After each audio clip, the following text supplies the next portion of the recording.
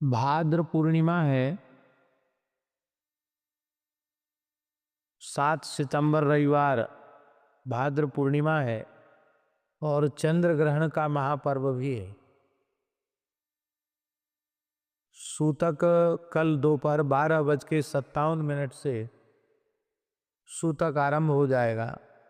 मोटा मोटी समझना चाहिए कि 12:30 से सूतक का काल आरंभ हो जाएगा। वैसे 12:57 समय है, लेकिन अपने को 12:30 से मानना चाहिए, जिससे कि सूतक के पूर्व की जो तैयारी है वो 12:30 तक कर लें।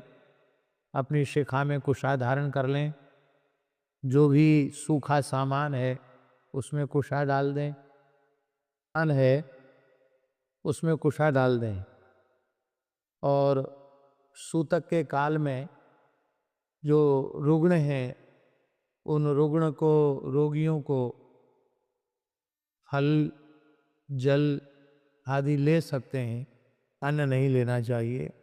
ग्रहण काल में सर्वथा जल भी नहीं लेना चाहिए, मलमूत्र का त्याग भी नहीं करना चाहिए और रात्रि को 9:57 पर चंद्र ग्रहण का स्पर्श हो जाएगा। मध्यकाल रात्रि 11:42 पर होगा और मोक्ष काल रात्रि को 1:29 पर होगा। तो ग्रहण के स्पर्श से अर्थात रात्रि को 9:57 से रात्रि को 1:29 तक एक आसन से बैठकर अपने गुरु मंत्र का जप करना चाहिए। जो उस काल में गुरु मंत्र का जप करेंगे उन्हें पुरस्चरण का पुण्य प्राप्त हो जाएगा। जिस किसी भी मंत्र का जप किया जाता है उसका पुरस्चरण हो जाता है। तो यह ग्रहण का काल अत्यंत पवित्र काल है। इसमें शयन नहीं करना चाहिए, भोजन नहीं करना चाहिए, स्त्री का स्पर्श नहीं करना चाहिए सकाम भाव से। स्त्री हो पुरुष हो सबको सावधान होकर के साधन करना चाहिए, क्योंकि ग्रहण काल का पुण्य अक्षय होता है। सर्वम गंगा समम तोयम सर्वे व्यास समाधिया। सारा जल गंगा जल के तुल्य हो जाता है और सभी ब्राह्मण वेदव्यास के तुल्य होते हैं।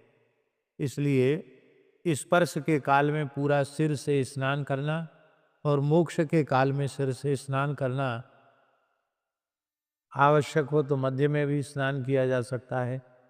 बहुत से लोग तो जल में ही बैठ कर के पूरा जप करते रहते हैं, लेकिन जिसके शरीर की जैसी सामर्थ्य हो, स्पर्श काल में एक बार स्नान और मोक्ष काल में स्नान।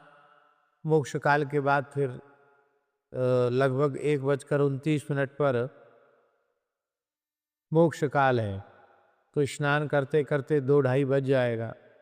फिर ब्रह्मवेला आ जाएगी, तो अपना नित्य नियम शुरू कर दें और नित्य नियम के बाद फिर ठाकुर जी की सेवा पूजा सवेरे 4-5 बजे ठाकुर जी की सेवा पूजा शुरू कर दें। शयन नहीं करना चाहिए। उत्तम पक्ष यही है कि ग्रहण के मोक्ष स्नान के बाद शयन नहीं करना चाहिए। शयन करेंगे तो फिर दूसरे दिन चढ़े तक सोएंगे, तो किया कराया सब गुड़ गोबर हो जाएगा। इसलिए फिर रात्रि को शयन नहीं करना चाहिए। 1:30 बजे के बाद स्नान करके अपना नित्य नियम करके, क्योंकि ग्रहण के बाद बहुत कुछ आवश्यक शुद्धि भी होती है। कपड़े धोना, धुलाई, सफाई सब होता है कार्य, यज्ञोपवीत बदलना। फिर भगवान का अपना नित्य नियम करते करते भगवान के उठाने का समय हो जाएगा। 3 बजे से भगवान की 4 बजे से सेवा शुरू कर दें।